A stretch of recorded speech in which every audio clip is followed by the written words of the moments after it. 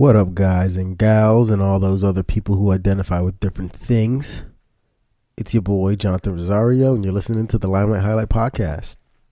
The podcast that highlights all good things going on in the world and speaks on them. Today, I'm recording, and it is, March 17th, so happy St. Patrick's Day. Hope you guys ain't too messed up from drinking over the weekend. I had my festivities done last night. I'm always recording on a Sunday. So last night was Saturday and I dehydrated, drank too much green beer to the point where my tongue is green, and had some green slushies, and everything was all super green. But St. Patrick's Day, St. Patty's Day, or the lesser known name, the Feast of St. Patrick, is not all about just drinking.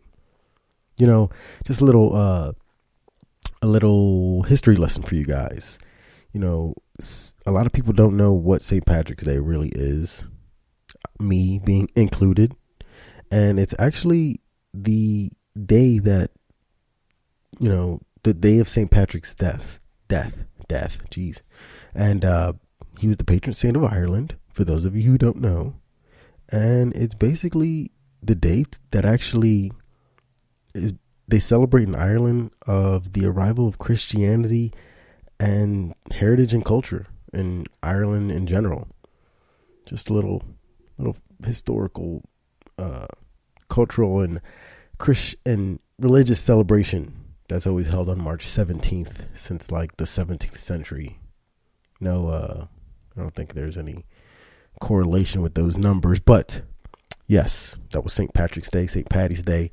It turned into a commercialized day of drinking and getting belligerent and wearing green and clovers and everything that has to do with Ireland and red hair or orange hair or whatever. Just want to give you guys a little rundown of what I found on St. Patrick's Day, since we're doing the podcast on St. Patrick's Day. But other than that, I hope everybody had a great, safe weekend. I hope nobody got too drunk, or if they did, they're sleeping it off and they had a nice recovery.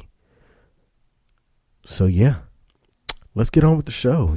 I just want to give a shout out to The Block Gives Back on Saturday, March 23rd from 11 a.m. till 2 p.m. They'll be doing the at-large block cleanup. They are always doing good things in their community, and my favorite, obviously, because it hits close to home, nonprofit organization. So I figured, why not share some of the stuff that they're doing. They will be located actually on, I'm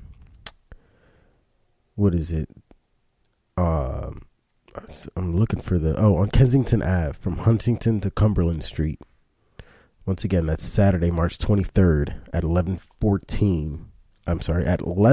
till 2 o'clock. Once again, I drank way too much yesterday. My head's still a little fuzzy, so I'm trying to figure it out. But, actually, shout out to Tommy from The Block Gives Back. He actually hooked me up with a pretty good story he sent me. And this story has to do, it was a couple weeks back. I didn't get a chance to do it because of last week's podcast, and I wanted to share it specifically in a story format. And it has to do with 5 high school seniors in New Jersey. And they kind of helped this lady named Natalie Blair, who had a dialysis appointment. Now, if you don't know what dialysis is, it's basically when they hook you up to a machine because your kidneys can't function and filter out your blood from all the toxins and stuff. So they hook you up to a machine, and the machine acts as a filtration system, and you basically get your blood recycled. It's really depressing and daunting. My grandmother is on dialysis, and she has to do this, I think, once every 3 days or something like that. So she can't even have like a long trip out or anything. So anyway, this lady had a dialysis appointment super early in the morning, and she, with everything's going on the East Coast with the snow, and you get blocked in, and people get snow days and stuff like that. So this lady usually kind of depends on her neighbor, Brian, to shovel her snow for her, like through her driveway. She's an old lady, and he's an EMT, but because of the snowstorm and because he's an EMT, he kind of didn't have time to, shovel her driveway or whatnot. So he asked his little brother Patrick to shovel the snow, and he calls in favors to 4 of his friends, Justin, Chris, Tyler, and Amon, AMON, however you say that. Sorry, kid. I just want to give those guys a shout out. You got to give them their recognition. They started shoveling at 4:30 a.m. and they shoveled their whole driveway, and she woke up thinking she was going to be kind of stuck.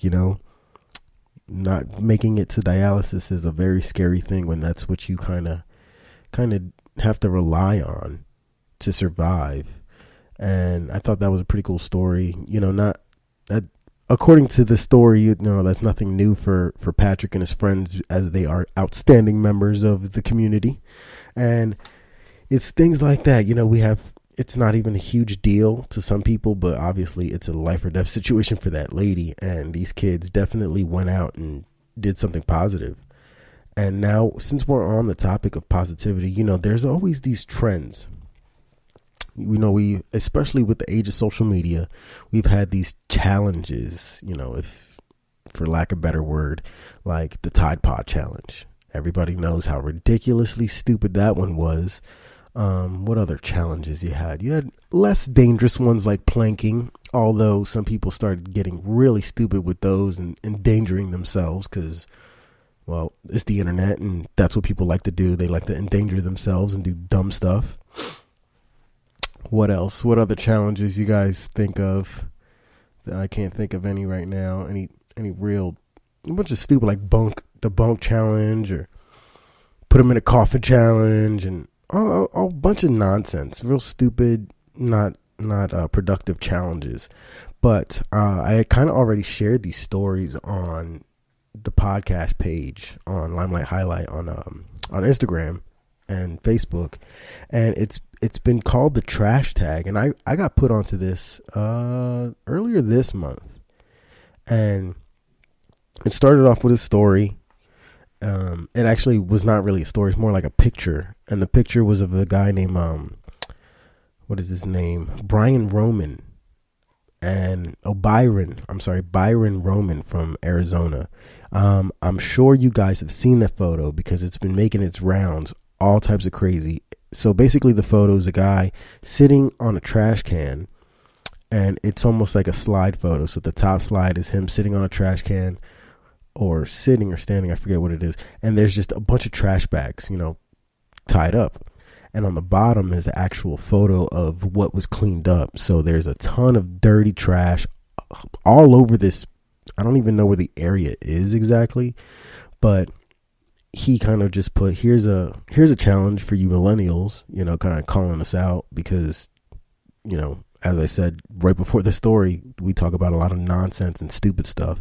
But anyway, he put it as a trash tag, and I kept looking this up because I wanted to see where this actually originated.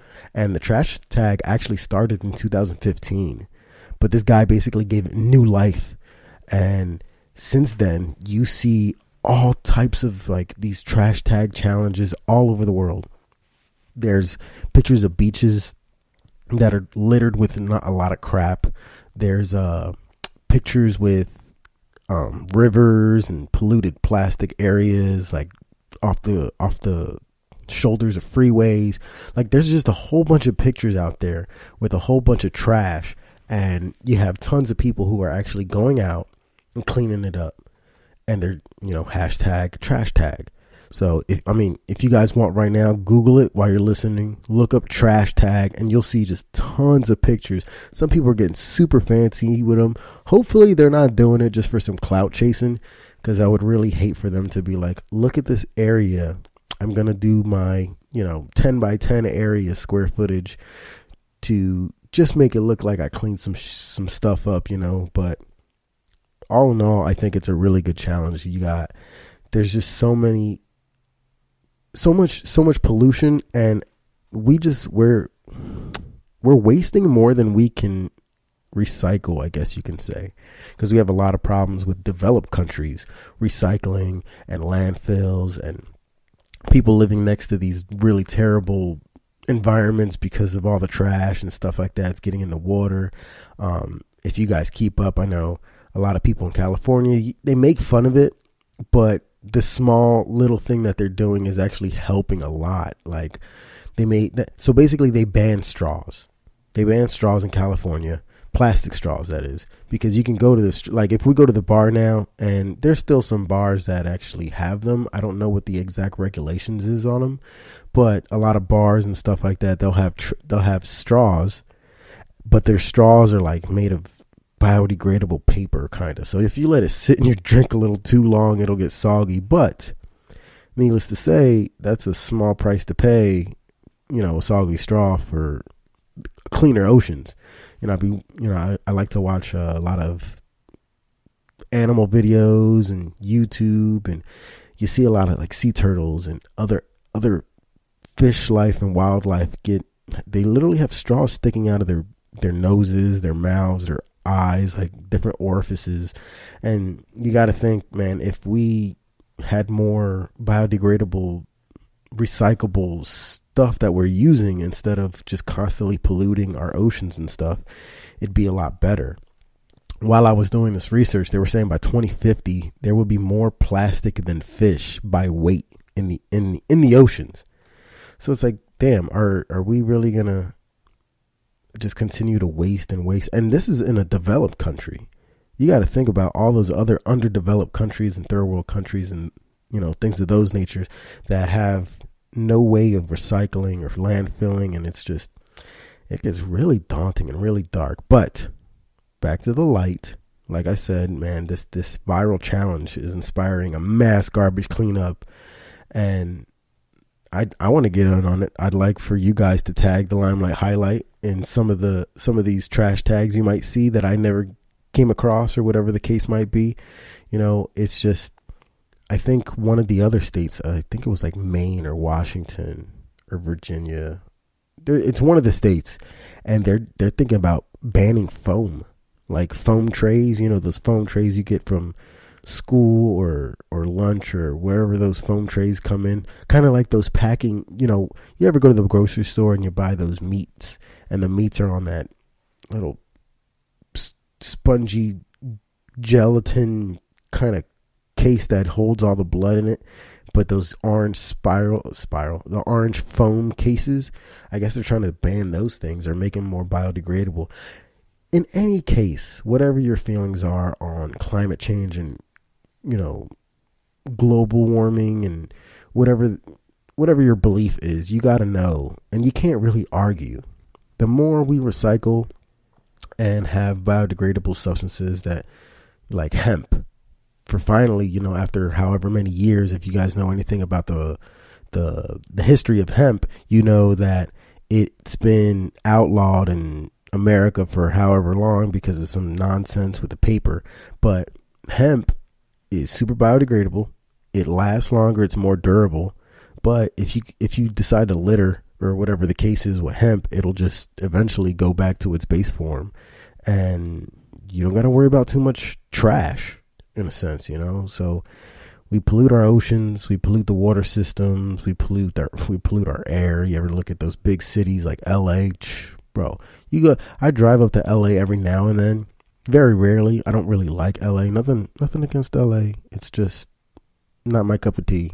But you go up there and you see this disgusting black smog of pollution over the city, to the point where the sun isn't even, as sunny as it is in San Diego and Southern California, it is a gloomy mist, even with the sun out up in LA. And I can't imagine it being that great to live in. And just, there's a lot of stuff we got to work on as a society, but I think a lot of regulations are coming in, as much as people like to complain with California. And I'm only talking about California because I live here. I know here we have smog tests, so your car has to be under certain emissions, and then we had the whole peace treaty. That's a whole nother realm of stuff we can get into, a conversation for another day. I don't really have any, I'm not a scientist, so I don't have any idea on the ins and outs and the complexities of those treaties and emissions and laws and federal governing of all that nonsense. So I'll probably find somebody to talk about that sometime later on down the line. But overall, you got to know that can't be good. It's not good for your kids. It's not good to breathe.